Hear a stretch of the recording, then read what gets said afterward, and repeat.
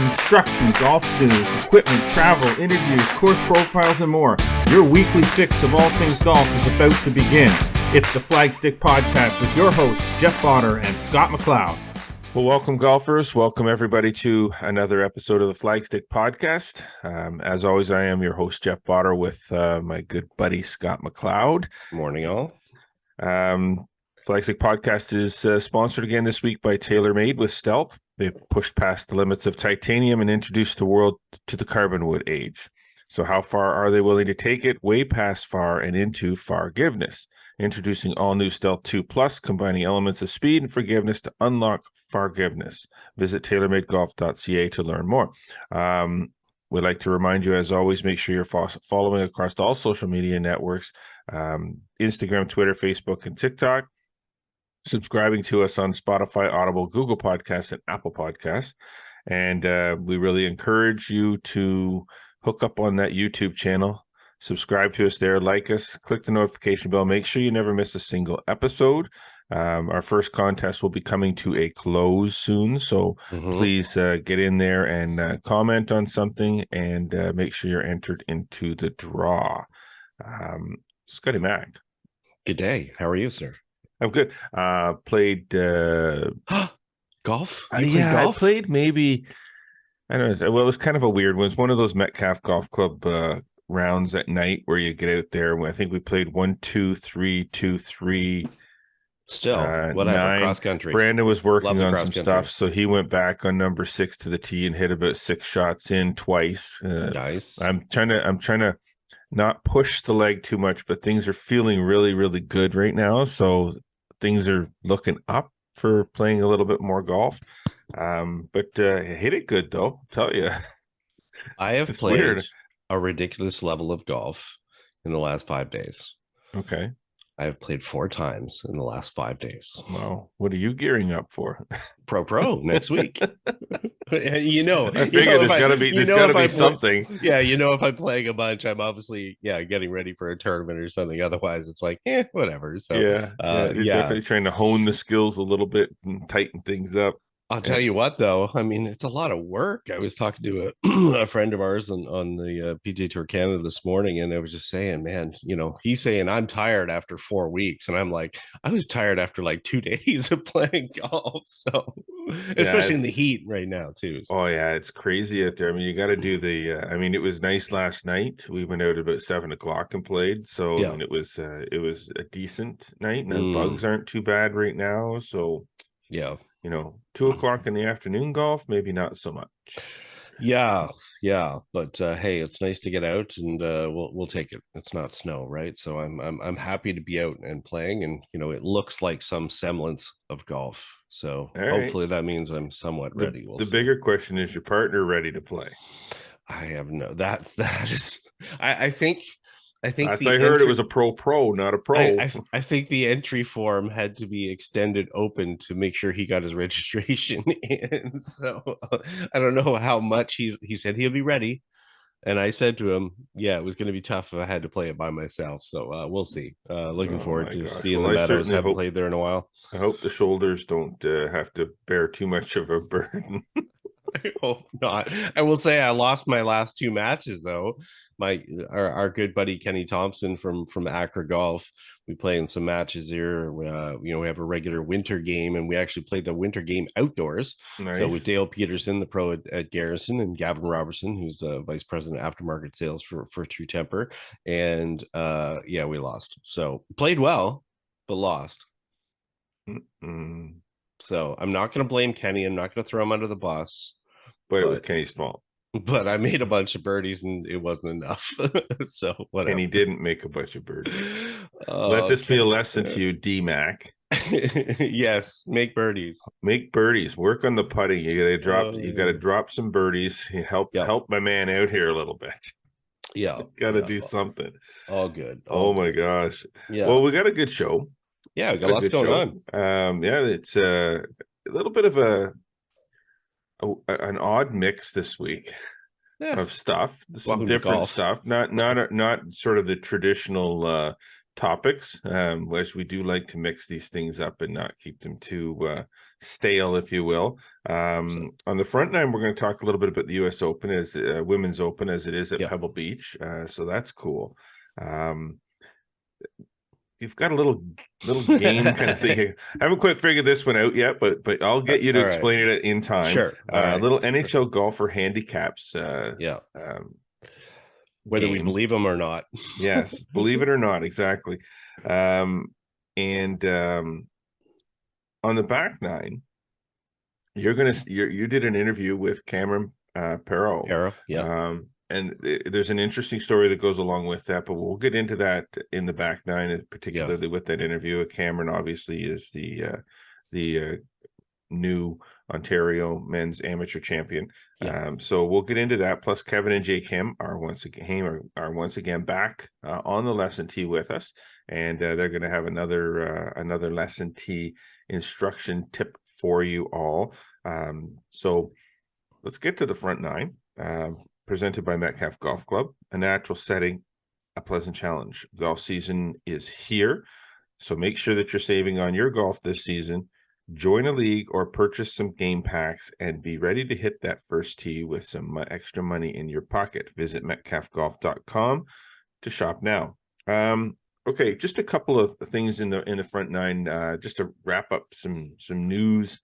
News, if you will. The Play Junior Golf Tour, which obviously we are a major sponsor of as they race to the flagstick.com Cup. Yes, sir.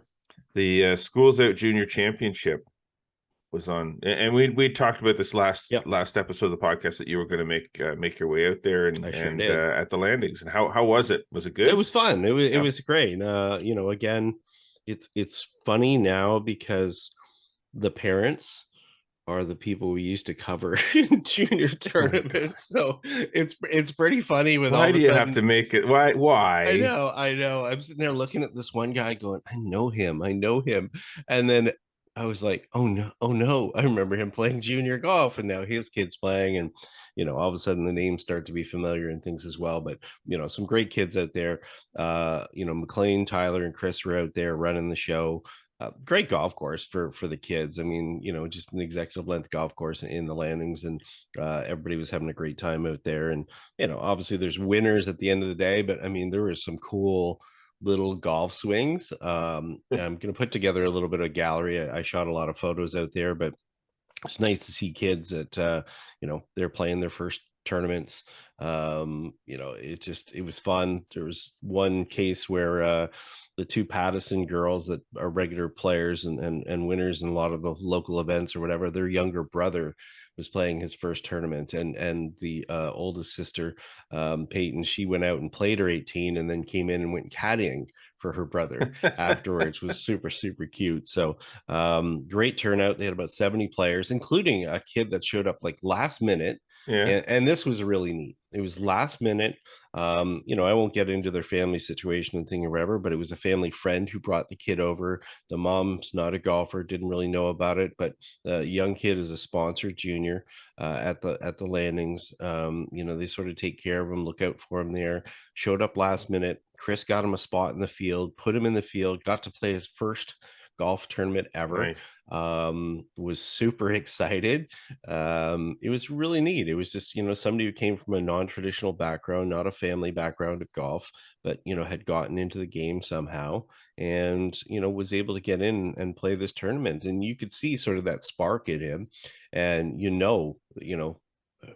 the caretaker that was with him said, we're going to get him signed up for the tour and get him out to as many events as he can. He really loves it. And, that's a life-changing moment for those kids. And that's exactly why we're involved with the tour, right? It's those moments that make the difference. That is it. Exactly. And had that been maybe, a bigger junior event, you're not just going to walk out. Right. And tip it up. Sure. But the nature of that tour is to introduce the kids to this type of competitive golf and to make it accessible and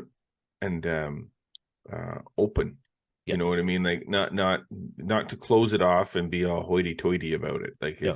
it's inclusionary. Like they want the kids to come out and play. So if they can Yeah. slip some kid into the field at the last minute, Yeah. it's not about, oh, we didn't have a tee time or he's not Right. registered. It's like get Exactly. him into Yeah. the field, get him Yeah. playing, because Yeah. these are the kids we gotta work with these kids at this age, and that's why it's a good tour, some Yeah. good competition on it, but it's a lot more of a developmental introductory tour to the juniors. So For sure. cool. Yeah. A Assuming list there of were some winners. winners and stuff, let me list Yeah. the winners. And Yeah, sure. I'll get into it here. Dublin Eaton, Moy McDonald, Wilson Dornicamp, Olivia Pattison, Zach Moore, Kaylee Spare, who you'll know, that's Paul Spare's daughter. So Paul obviously played in Garrison Open and a member at Readaview.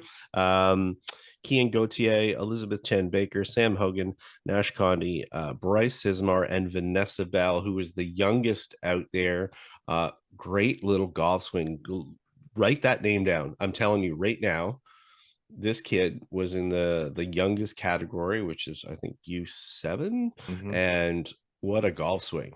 What a golf swing. nice. So just fun to watch. So yeah, so congratulations to the winners there. Next event will be next Monday at Prescott's. Cool. It's interesting that you mentioned Paul Spare. Oh, Well, how the fact that Paul, we've known Paul for a long time, yeah, and I actually, everybody knows that I'm also involved in hockey, right. and Paul's son Lucas Ah, is has been in. I think this is the second group of sessions that he's done with me okay, cool. on the ice, and Paul obviously Yeah, yeah, it comes comes out and along. whatnot. Yeah, So I've seen Paul a number of times over the over that's the course funny. of the end of the hockey season, the beginning of Yeah, the golf season. So yeah, no, good little hockey player Lucas is, and yeah, that's cool. it was kind of interesting to see him out there. But now that you mentioned that, it's like, okay, now we, Next generation. it's just crazy. It is Yeah. crazy. Okay, so we obviously made announcements. The Ottawa Valley Golf Association Hall of Fame. Yep. We made the announcement about the inductions a while ago, Right. and Yep. the ceremonies have been kind of starting to happen Yeah, they're now. about to take place starting Yeah. Saturday is the first one. Yep. So the first one is going to be with Kevin and Lisa and Kevin Haime. Yep. We're being inducted in the builder category, and they're actually doing some pretty. It's kind of cool what they're doing, because it's very difficult to kind of, with everybody's schedules, we're in the season, to get these things to happen all in the same, to have Right. these big lavish ceremonies. Mhm. And so they're doing some cool things where they're kind of having the ceremonies at different events that are already existing or in different areas. And the first one with Kevin and Lisa Haime, they're actually doing it on the air on Yeah. Kevin's Tee It Up with Kevin Haime radio show Yeah. this Saturday. Yeah. Joe's going to Uh, be on there with them and Drew Lefebvre. So they're going to represent the OVGA and tell some stories. And yeah, it's cool. It's personalized, right? yeah, very much, very Yeah. much.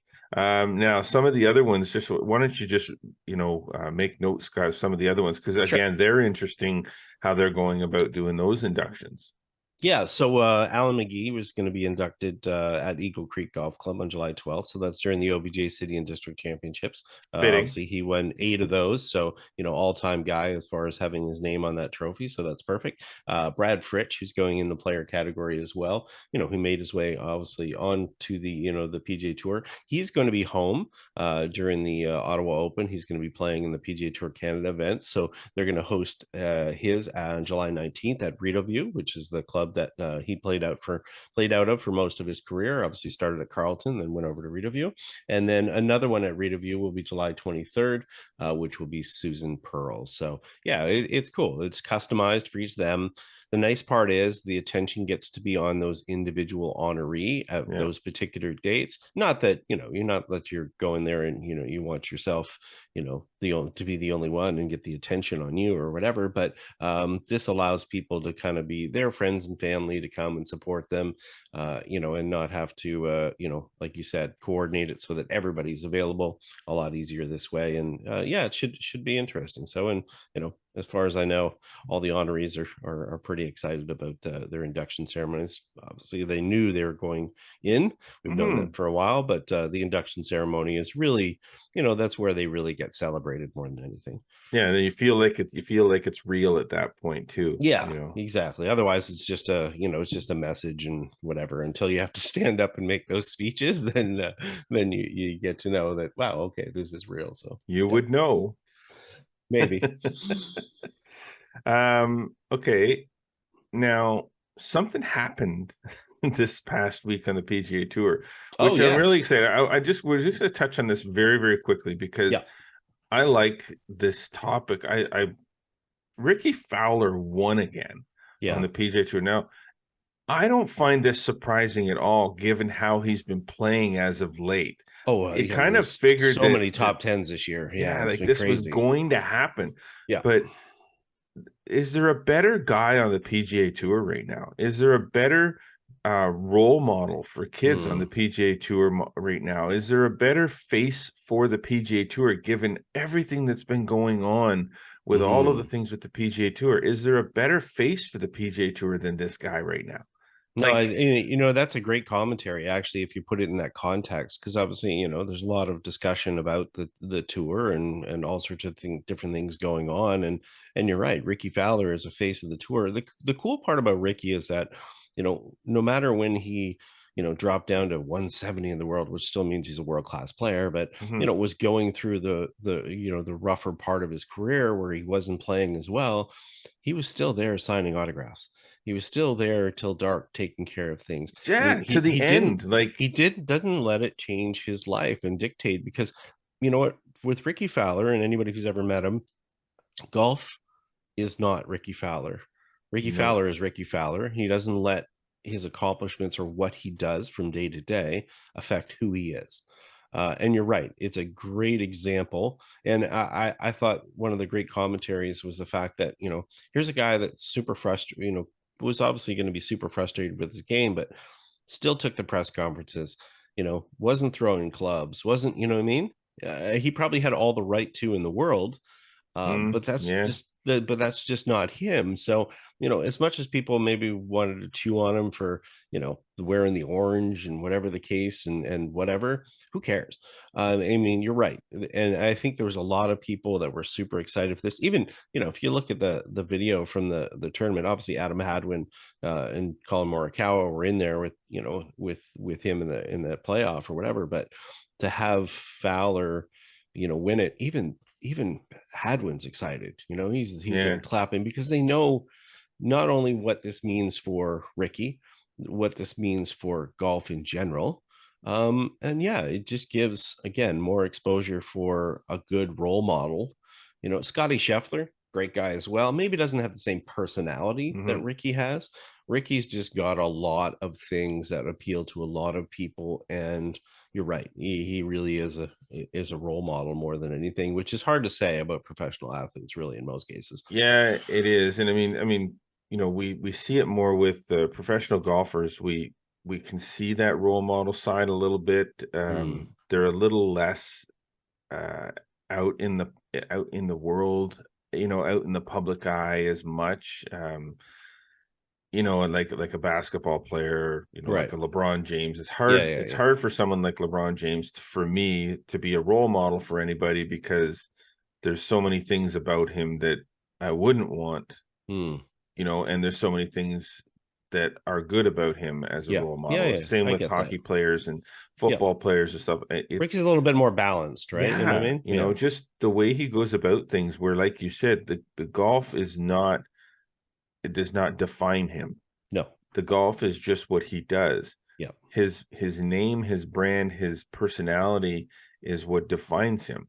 And the Hmm. way he acts at an event where he sticks around and signs autographs, even when he just lost the US Open. He just like he Yeah. was and he's out there all four rounds of that tournament signing autographs when, back in the Yeah. day, Tiger Woods would be back at the hotel, Oh yeah. having a I've seen. meal and having a nap. And Yeah. Rickie's out there till 8, 9 o'clock at night, still at the golf course, even if he finished playing 4 or 5 Yeah. hours earlier. Like, Yeah. He knows what a privilege it is to be out there and to be in that position, right? which is, important to remember. Yeah. So It's an for him to important win, reminder.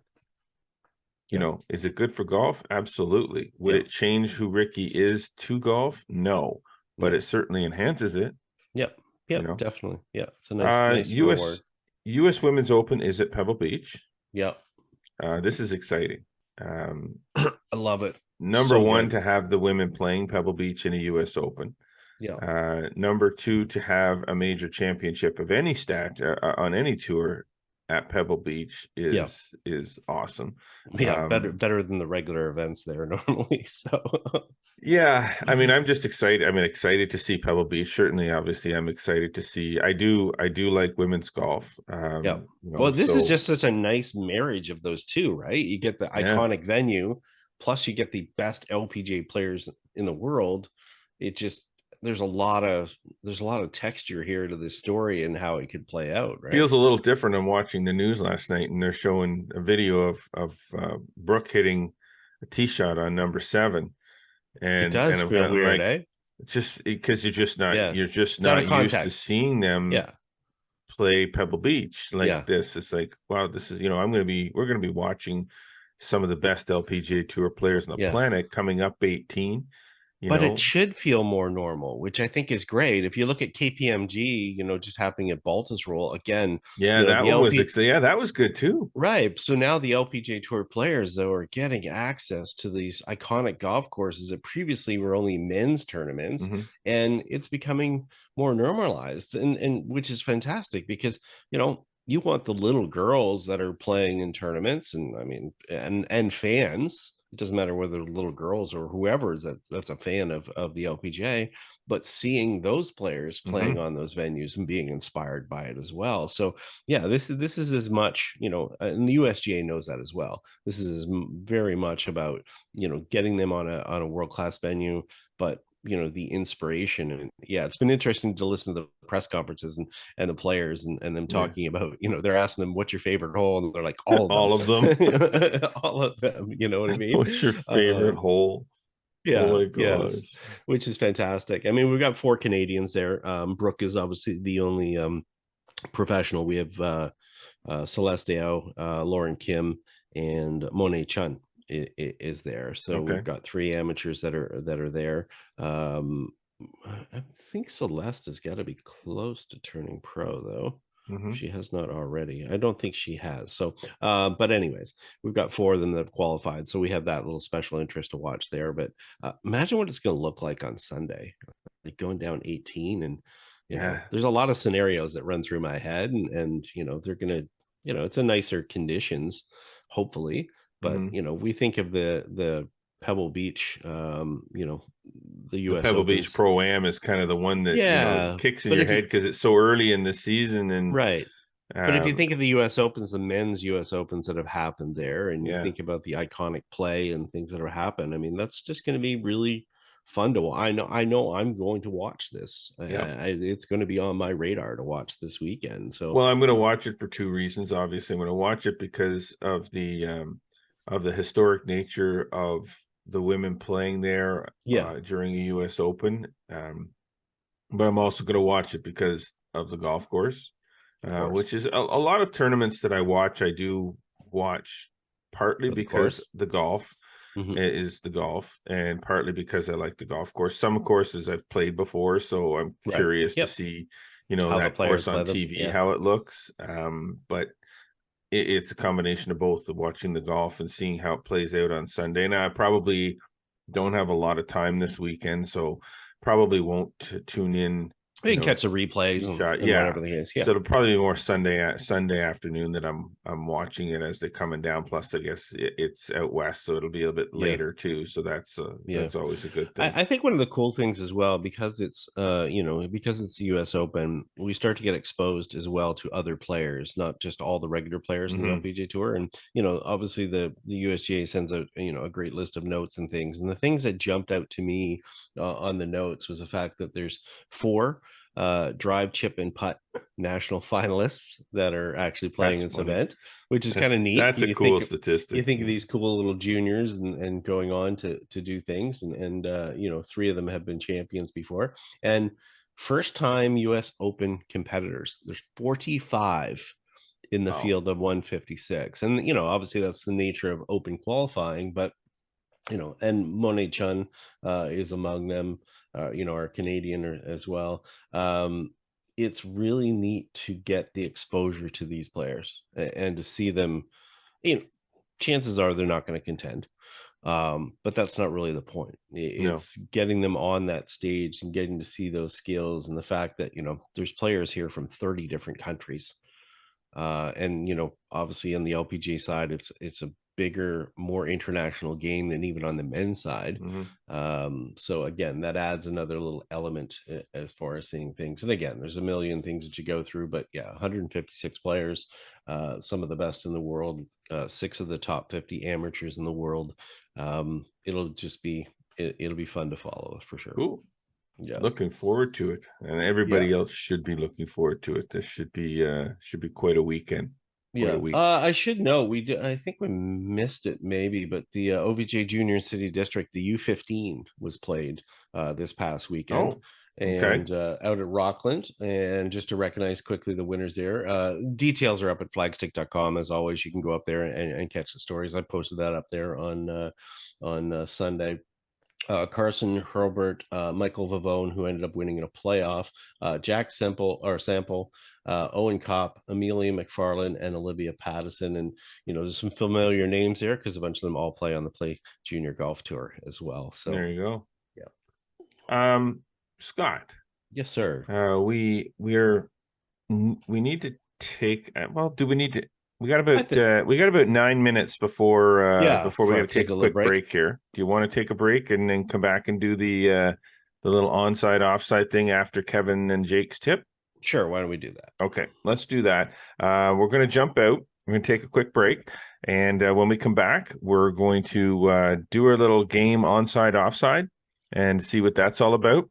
We're going to do a player interview with Cameron Perreault, the current Ontario men's amateur champion. And we're going to head out to the lesson tee with Kevin and Jake Haime, seeing what they have to say this week. So stay with us. You're listening to the Flagstick Podcast with Jeff Botter and Scott McLeod. That's far. So much forgiveness. Wait, did you say forgiveness like far? Or forgiveness like forgiveness? Forgiveness. Forgiveness. Forgiveness. I'm hearing far. Forgiveness. Like forgiveness. Forgiveness? Forgiveness. I'm still hearing far, but whatever. Introducing Stealth 2 with more carbon for more forgiveness. Forgiveness. Just hit it.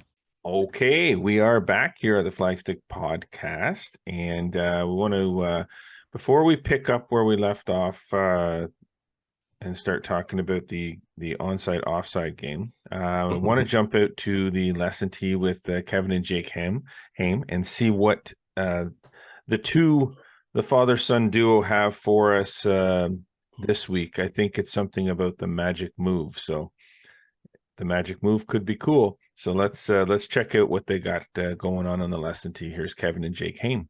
Happy Tip Tuesday, golfers. All right, big man. This is an important one. This is that transition from backswing to downswing. This tip is the magic move. Everybody's searching for it. What starts the downswing? We get that question every day on the lesson tee. Yeah, the simple answer is your weight shifts into your front foot and your lower body leads you into your downswing. Yeah, I think it's important people understand that. It's a kinematic unwind. The upper body kind of sets the backswing, the lower body leads the downswing. Absolutely. But we don't see that very much on the lesson tee.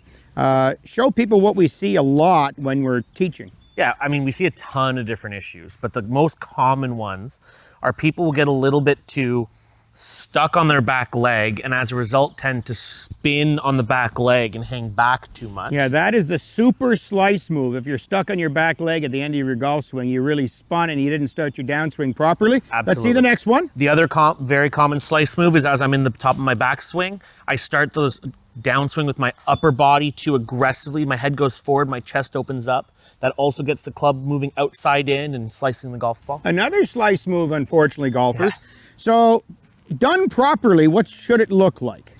What we essentially want is as I wind into my back leg, I want my lower body to shift forward and down onto my foot So I squish my front foot by leading with my lower body, and then my arms kind of drop down my chest as a part of that. Lovely. Go back to the top and stay there. Okay, so when we look at Jake practice this, he does move his body weight onto his lead leg, but notice how the arms come down with the change in direction. That is a pump drill. That's what we're teaching you today. When you swing forward, if the body goes on its own, you can very quickly leave the upper body behind and leave the arms very late as well. So it's not just about throwing your body forward.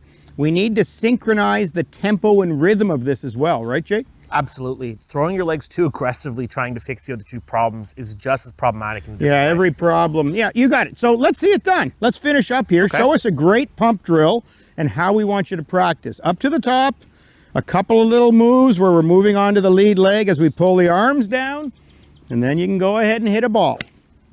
That's lovely. We're trying to time up. We're trying to lead with the body, but time everything together. Well done. Good tip. The magic move. Body first, but we let those arms swing down in front of us and we play better golf.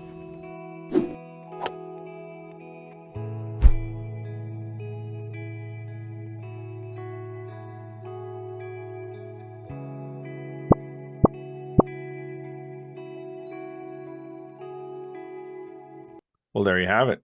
The magic move. Watch it over and over again, and you'll figure it out. I'm not gonna try to explain these tips. I mean, I'm at the point now where we've done so much instruction, and we always discuss the instruction after we watch the instruction or listen to the instruction. But I'm not going to do that, and we're not going to do that, and we're not going to dissect what Kevin and Jake are teaching. Yeah, you can dissect what Kevin and Jake are teaching, and if you don't understand or you want to know more, then I suggest the best thing to do is to reach out to Kevin or Jake Haime directly and book a lesson. Yeah, because I mean that's the easiest way to go about it. You know, we've shown you the instruction. Now move on. KevinHaime.com is where you can catch them, right? Yeah. KevinHaime.com, and you can sign up for lessons if you can. He's pretty busy, I know that, and there's a host more instruction on KevinHaime.com on his YouTube channel, which is where these are posted. And you can check them out. You can also go to flagstick.com to check out some of the past ones. You got it. Okay. Let's jump into our back nine, Scott McLeod. Yes, sir. And our back nine is presented by Castleview Golf Club. Only a short 25-minute drive from Ottawa, this 18-hole layout is renowned for its superb conditions, unsurpassed service, making it a must-play in the capital region. 5, 10, and 20-round packages are available. Visit castleview.com for more information. All right. What in the what is this onside offside thing? I don't know what it is. It is scaring me because so Scott says, look, it's better if you don't know. Like I don't even understand what that means. It's better if I don't know. Okay. Draft time, lots of stuff going on. Yes. NHL's over, and I know just in being in contact with a number of young players and stuff, they're all getting out to the golf course now. They're they love getting out to the course, and it's always interesting because I was literally talking about there's a young prospect who's down actually at the Columbus camp right now, and I was talking to one of his buddies who happens to be a student, and they were out playing the other day. And I said, hey, what's his index? And he's like, well, he says he's a this. Now, obviously, a lot of guys, when they're playing the NHL in the winter season, they don't always necessarily get a lot of days off to play golf. So I'm sure their indexes fluctuate by a fair bit. And it just so happened I ran across an NHL video. There was a number of players basically saying what their indexes were. And this was the last year that was taking place. And I was questioning whether I believe them or not. So what I decided to do was I decided to take their names, put down what their indexes are, and ask you as a hockey guy who probably, kind of maybe knows or is more familiar with these players, although I'm pretty familiar with most of them and some of them in a golf context, whether you believe their index is bang on, or do you think they're either fudging it kind of higher, lower? Onside, offside is really just a birdie, bogey, or whatever. You don't have to say it's onside or offside or whatever. Onside, if you think I'm going to play the game, I'll say the onside and offside. So onside, if you think it's you think it's fitting, and this is just a judgment based on nothing. It's not like you're seeing them out playing golf or whatever. It's maybe based on some bias of their character. Do you think they would be fudging their handicap? Do you think from an ego standpoint they'd be making it lower? I mean, whatever you think as far as these players are concerned. So Okay. onside if it seems right, offside if you think it's wrong, and whether you think it's higher or lower. But we'll run the list and you can let me know what your opinion is. All How's right. that? And remember, Shoot. it's just an opinion. All right, let's Hit get me. started. Sid the Kid says his index is an 8. Onside or offside? I say onside. Okay. Sidney And- Sid's is probably the most honest guy. Like you can't. I don't see what benefit it. I mean, the guy's a superstar. What benefit is it to say that he's better than he is? I mean, and 8 is kind of like a mediocre level golfer. You know, he's like a high 90s, low 80s kind of player. So I can see it. Yeah, it's funny because in the video they basically said, "What's your index?" and he said 8, and they're like, "What is it really?" and he's like 8. It's like exactly as you said, just no nonsense, whatever, no fudging, whatever. So, all right, Seth Jones says he's an 18. No, I think that's offside. Yeah, I think. Well, I mean, yeah, I mean he's from Texas too, right? So chances are he's probably played a fair bit of golf in his day. And on golf courses where a big guy like that can hit it 250 probably rolls out to probably about 350. So I think he's hitting a lot of wedges. I'm not playing him off an 18, right? I mean, you're gonna lose. No. He's gonna be digging into your pocket at an 18. I mean that's a pretty high index for a hockey player. I think so. Yeah, I think so for sure. Sebastian Aho. I don't know if Sebastian Aho 6 says 6. Man, that is a low index. Now the only thing is.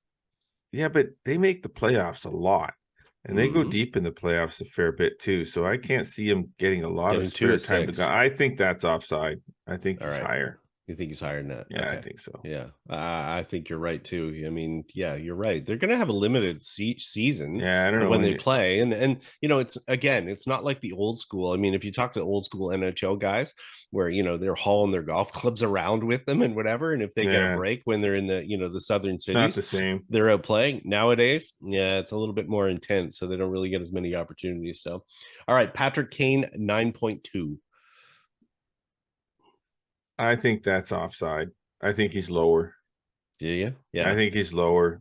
I don't trust Patrick Kane anyway. See, it's when it all becomes all about character. Yeah, I don't know if I trust that. And he just I think he's lower than that. Yeah. It's funny because when you're thinking about this game, I mean, again, it's totally subjective. It's kind of like it's sort of affected by what you think of the player more than anything. I think maybe he might have been a 9.2 back in the days when the Chicago was good and winning cups. He'd be a little higher, but I think that's a little inflated. I think now they've missed the playoffs a bunch.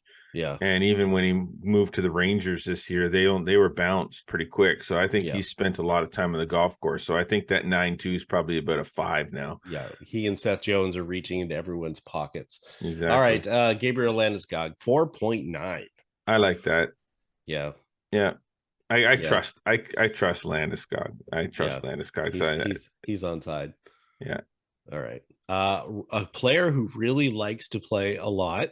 Probably going to have a little bit more opportunity now as he's moved a little further south. Ryan O'Reilly at a 7. Yeah, I trust that guy. Yeah, I trust that guy with my life.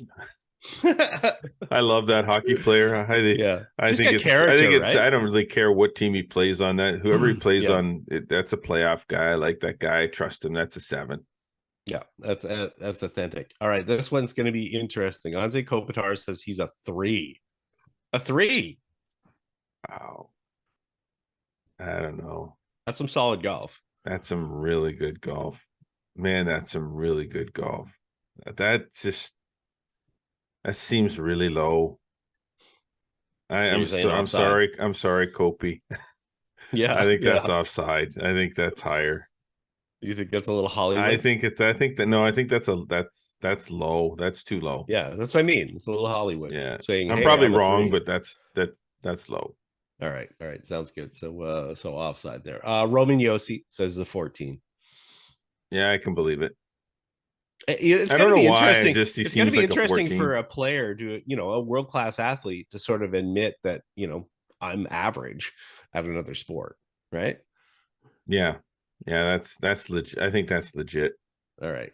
So onside there. Thomas Chabot, 8.6. Not behind it. And he looks like a good golfer. Could be, man. Like, again, I mean, they're all world-class athletes, but the he just seems like a guy that could again, that's play. the number. When you tell me someone's a 14 or a 15, Yeah. that's one thing. You tell me someone's a 2 or a 3, that's one thing. When you tell me someone's an 8.6, so that's like a 9. That's an 80 score. That's legit. All right. I'm gonna go. That's legit. Onside. I feel it might be lower, but that's legit. Okay, this one next is going to be really interesting.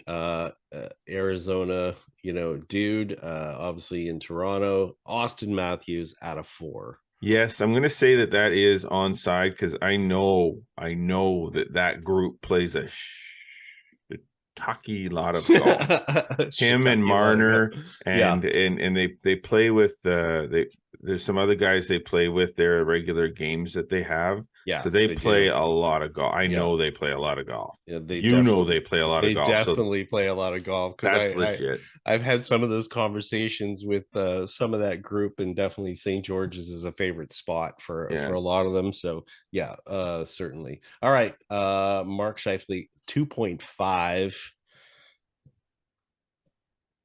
Man, that's a low index. I know he plays a lot of golf too. Yeah, and he's been given an exemption and played in the the Manitoba PGA Tour Canada event a couple of times. I think he's scheduled to play that again this year. Like Matthews, I'm going to say that's legit. Yeah. Yeah. Now, I will say it's legit with his buddies, but he obviously hasn't proven that when he's played in the PGA Tour Canada events. It was a whole different Did you look any of them up? The conditions? No, I didn't actually. I mean, I'm curious, like we're saying we're doing this game and that's fun, but I'm curious, like if any of them actually have a legitimate index. Like in the GIN in the US or the Rickie Golf Canada. You know what? I will look some of those up and see if they a follow up next episode where we do a follow up to some of these ones that are kind of like outrageous and see if they're actually, because the thing is, if they've got a number, they're probably keeping it somewheres. Now there are apps and so forth where people can keep a a non-official handicap, but it'd be interesting. You're right to see whose official indexes are in there and how many scores are actually in there. Exactly. All right, 2 more to go. Matthew Tkachuk says he's a 6. Matthew Tkachuk. Well, he's in Florida now, but that's just recent. So think about that. So he was Calgary. a 6. He was a 6 when he was in Calgary because this was a 2022 video, and now he's living La Vida Loca in southern Florida. I think he's getting a lot of golf in now. You know what, 6? Yeah. I think he's onside? A 6, and I wouldn't offside? It's onside. I wouldn't be surprised if Brady is similar. Yeah. I would say, that's one I would like to look up because I would say you're right. Probably now being in South Florida, playing a little bit more. I'm gonna guess he's probably creeping a little bit lower. I'd say I'd say Keith was probably a pretty decent golfer at one point too. So I'd say that's onside. Okay. Last one here also says he's a 6. Brendan Gallagher. No, and again, judged by his golf, not his character. To me, sadly, that's like Brad Marchand telling me he's a 3. Yes, I hear you. I don't know. A lot of time to golf if you're a Montreal Canadian. So. Oh, all right, Habs fans, we apologize now in advance. Yeah, I'm gonna say no. That's offside. Offside, higher or lower? He's higher. Yeah, you think that's an ego play? I think that's an ego play. I think he's probably more like an 8 or a 9. All right. Well, we'll look some of those up, see if we can find some of them in some of the databases, and we'll follow up on a future show. But thanks for playing Onside or Offside here on the Flagstick podcast.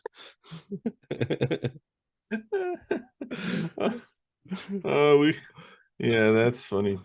Fun times. Yeah, we like it all around. I like that. That was fun. All right, and moving on.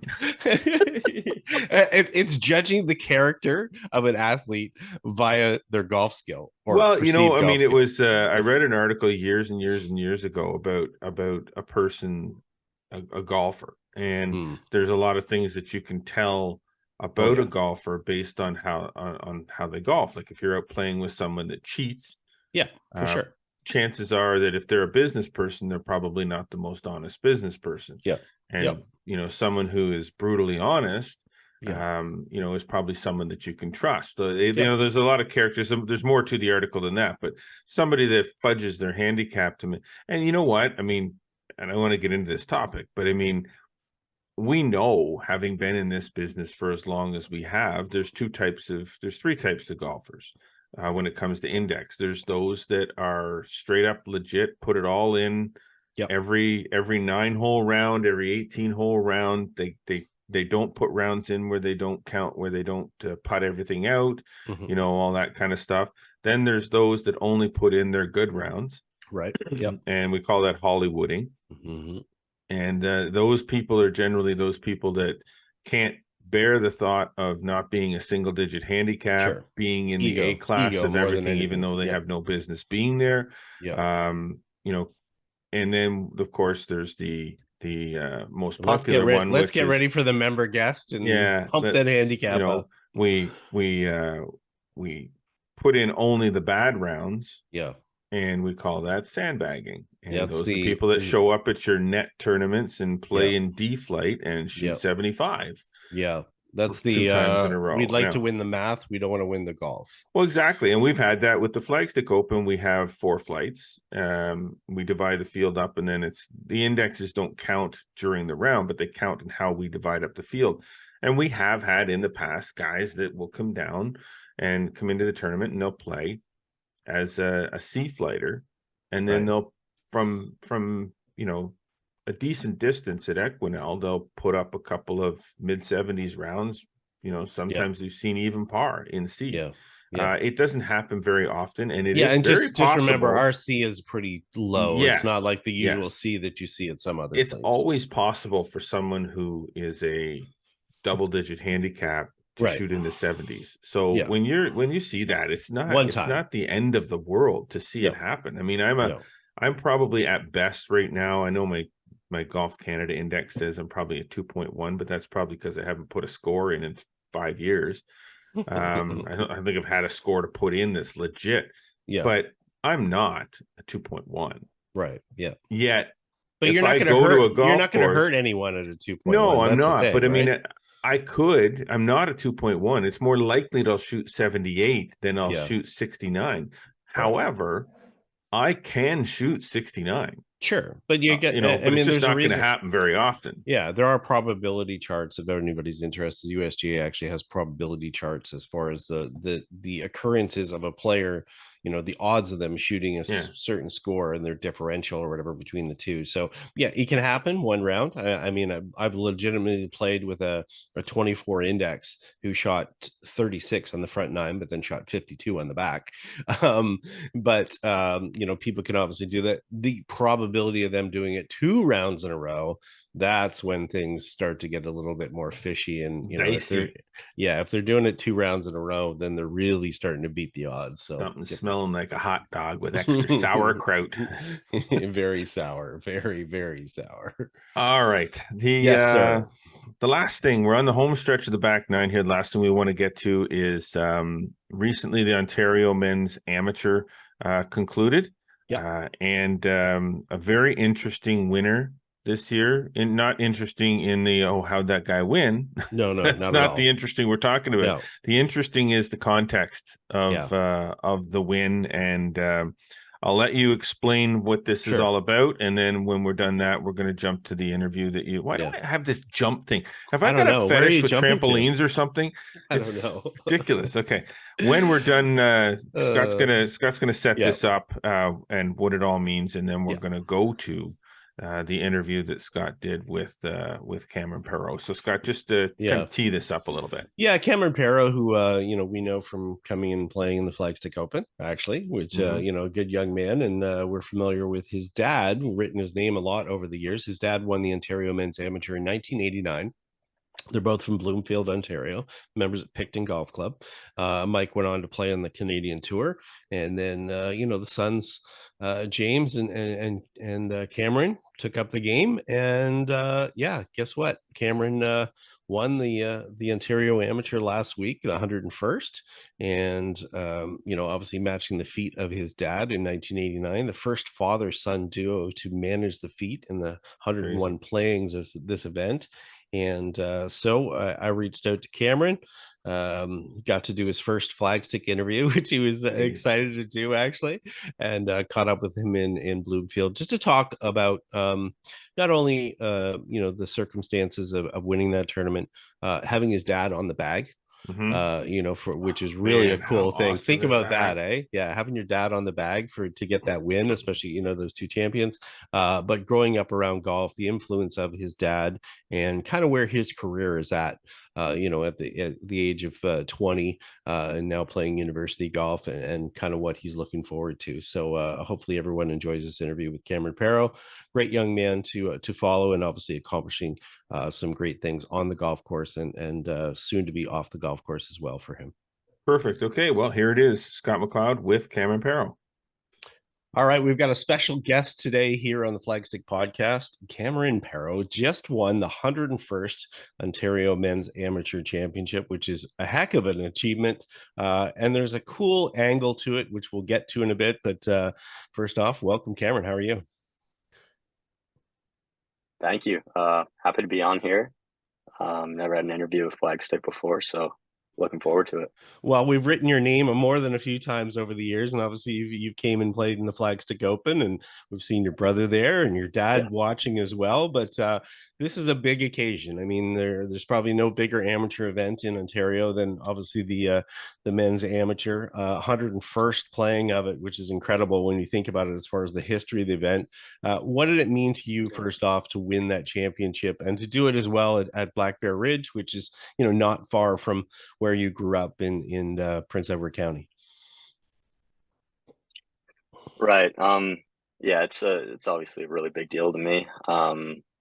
Like in the new year when Black Bear got released that it was hosting the Ontario Am, I was surprised, and I was really excited because I mean I love that course. I've played it 15 to 20 times in my life, and junior camps and St. Lawrence tour events and all that stuff when I was younger. So played a bunch, and I was really excited. Obviously sharing the title with my dad is really cool. The only father-son to do that. So there's a little pressure on the last day that I put on myself, and I was feeling it. So I'm happy that I was able to handle it and embrace it and finish strong. Yeah, you were pretty steady down to the end there, and you're going head to head with Ashton McCullough, who obviously very well from your Team Ontario days and things like that. You two probably had the most amount of experience on that golf course. Do you think that was helpful for you? I mean, you mentioned obviously playing it a bunch of times, but did that make you feel a little bit more comfortable, as hard as that is to be comfortable in that big situation? Yeah, you could say that. Obviously having some experience at any golf course usually helps you. It's just nice knowing, especially on some of the holes out there, some targets and decisions and tactics that I've developed in my tournaments over the years. I feel like they help me. And for example, not going for the green on the 8th hole, drivable par 4, I stuck with that all week. And I played a 3 under, so I feel like that was a good decision on my half. A lot of the guys who I played with went for it. And yeah, I mean, I waited out before the tournament and had a few decisions and on a bunch of holes, and I feel like I made a good decision and was able to stick to my game plan and hit my targets and just plod along out there. You made all pars on the back nine coming in there, which, it looks steady when you look at the scorecard, but how was it feeling when you're out there? Because obviously that's a lot different than maybe what the score indicates. Yeah, no, I came out of the gate. I was nervous, like I said. I had some pretty stiff competition playing with Ashton and Garrett and a bunch of guys a couple shots back who were looking to make a run on the final day. So I knew I had to golf my ball out there. It wasn't just going to be handed to me. So yeah, it was a mental grind out there for sure. I mean, I started off a little shaky. I had a 3-putt on the second hole that I thought I hit a good putt, but it came up short down the hill. And then had another hiccup on the 5th hole in the par 3. I missed right of the green and didn't get up and down. But after that, I parred in from hole 8 on. So I hit 8 out of the 9 greens on the back 9, every fairway. So I mean, my ball striking was there. The only difference really between my 3rd round and 4th round was the like on paper putting, but obviously that's not how it works. Sometimes you have shorter putts, but I had 34 putts on the last day and 27 on the 3rd day. So, and I was all around the hole. So it was I'm proud of the way I played. I handled it pretty well. So yeah. Yeah, you obviously, you still had a fair bit of tournament experience, heading into this event as far as big events. I mean, you won a next gen event a couple years ago. You've been in the mix for a couple of events as well, Ontario Junior and things like that. How did that experience with those events sort of help you with this one? Yeah, I've had 2 previous experiences of coming into the final round with a lead. Obviously last year at the junior, I went in with a 4-shot lead, I think, and didn't go the way I wanted to. So happy to get some redemption this year. Learning experience, right? Exactly, Valuable yeah. learning. Yeah. Yeah. And I had the next gen, like you said, up in Timmins, where I came in with a 5-shot lead and managed to stick that one out against Ben McLean, who's one of my good buddies and a very good player. So that was one of the shaping moments of my tournament career. That one came out of nowhere. So and it was I felt like I was due for a long time because I had a few tournaments where I felt like I should have had some more shots than won the hole, but other than that, yeah. And obviously, we can't ignore it. You mentioned it, winning the title, the same title that your dad had won in 1989, which, that's how a lot of us came to know kind of your last name, that and your Right. uncle as well. What did that mean? And to have him there as well? I mean, it adds, as you said, another layer of, pressure and some thoughts and stuff. But, how special is it? It's the only father-son, 101 playing of this event. That's pretty crazy. Yeah, it is. It is crazy, especially having him on the bag for the whole week. It was cool to have him. We were able to talk through every shot and discuss the risk and reward on shots, and we played pretty conservative all week. Just got in position to make a putt for birdie, and if it went in, it went in, and didn't, move on to the next hole. But yeah, it's been having the trophy here in the house and seeing his name on it right before Mike Weir's, and mine's going on there soon. It's pretty cool. It's really special. Feels surreal still trying to take it all in. I bet. And let's talk a little bit about that influence as well of growing up and around your golf, and you and your brother, as far as playing and developing. And what was the impact of your dad? Obviously he won that amateur, but he went on to to play on the Canadian tour and find some success there. What are the big lessons, I guess, that you learned from him over the years? I mean, I would say you guys are pretty calm, that's sort of that style of play, but what do you think the Yeah. key aspects that you learned from him? Yeah, well, he's pretty much taught me everything. I started when I was like 3 or 4, playing against my 5 year older brother James. He was a good golfer growing up. I always looked up to him, and then by the time I was 14 or 15, we were having matches together, and I'd be able to beat him the odd time, so that was cool. But yeah, my dad always, his big thing was always just sticking to my fundamentals, being in a good setup, and then being an athlete after that, having a knuckles down, owning my brick, pass the ball. Yeah, it was.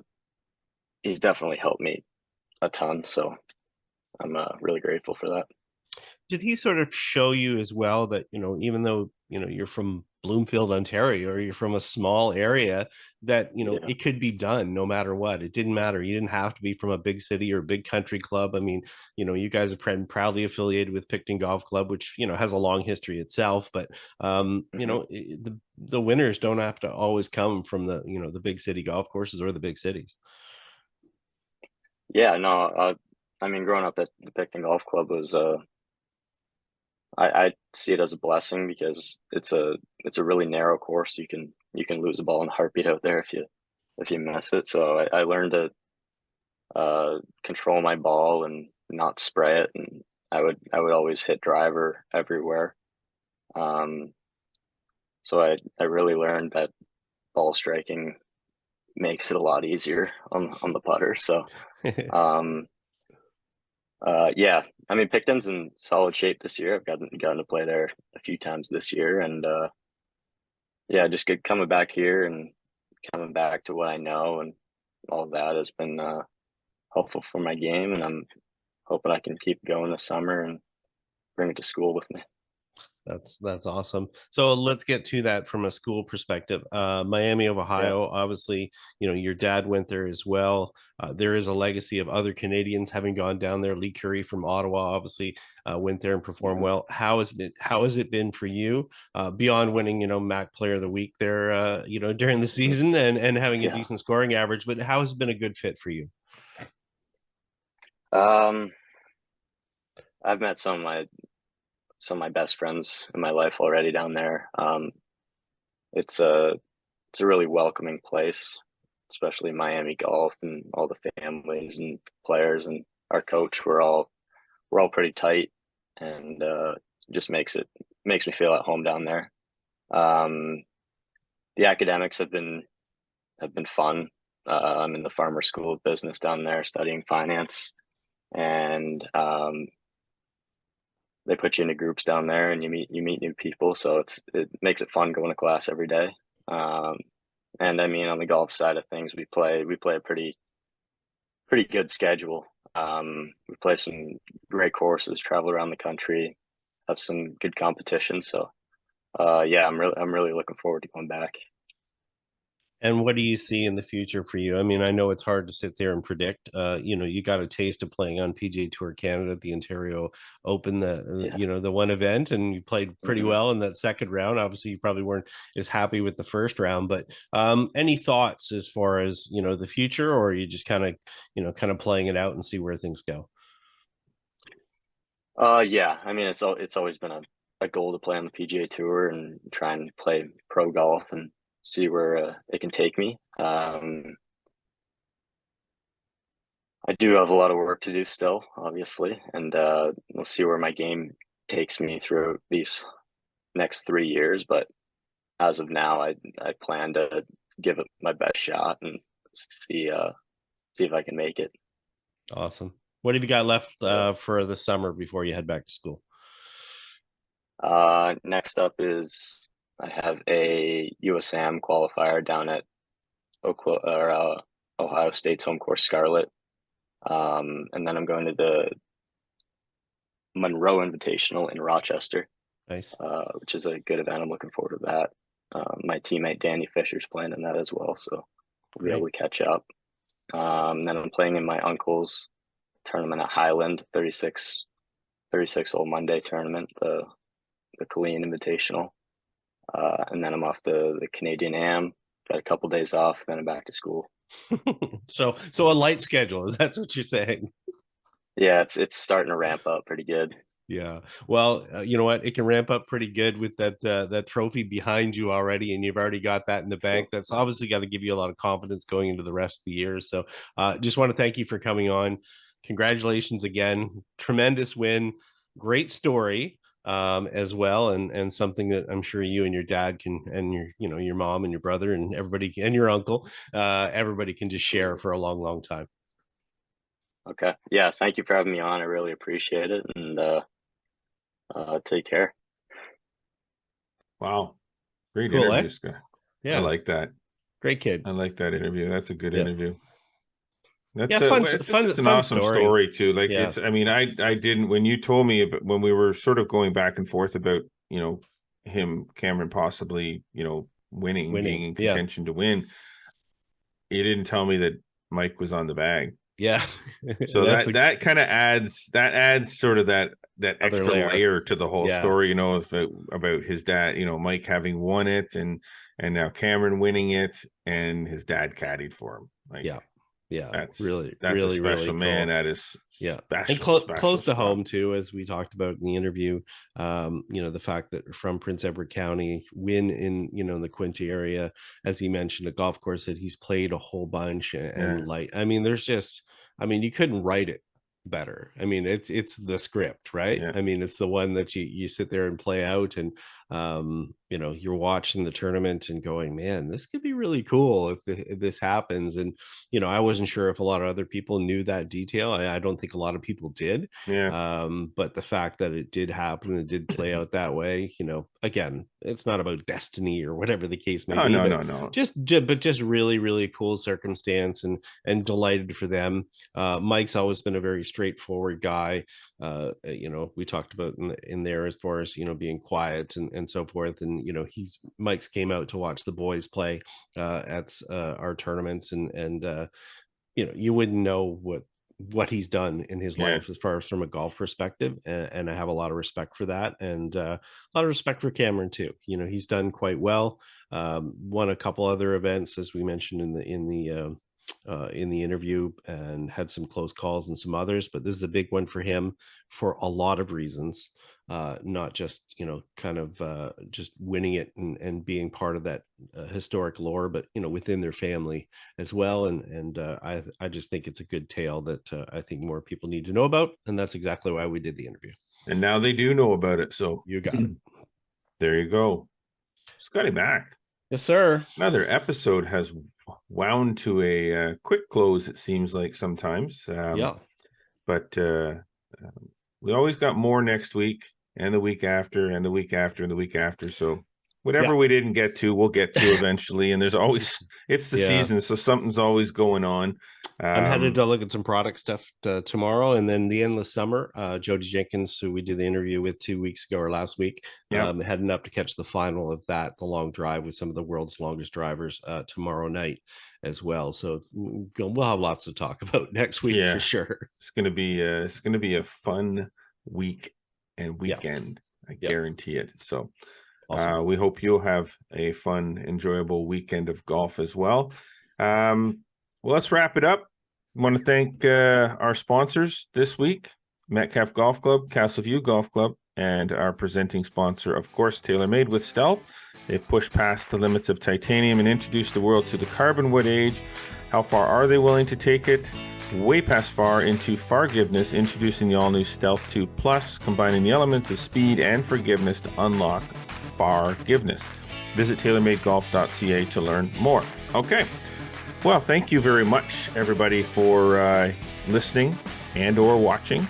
And be sure to follow us across all the social media networks. As always, Instagram, Twitter, Facebook, and TikTok. Subscribe on Spotify, Audible, Google Podcasts, and Apple Podcasts. And do not forget to subscribe to our YouTube channel, like us, and click that notification bell. Make sure that you never miss a single episode of this podcast or anything else that we've put up there. Get over to flagstick.com for more amazing golf content delivered each and every day, sometimes multiple times during the day. As always, we do appreciate you tuning in. Until next week, I am Jeff Botter. I'm Scott McLeod. And remember, always go for the stick.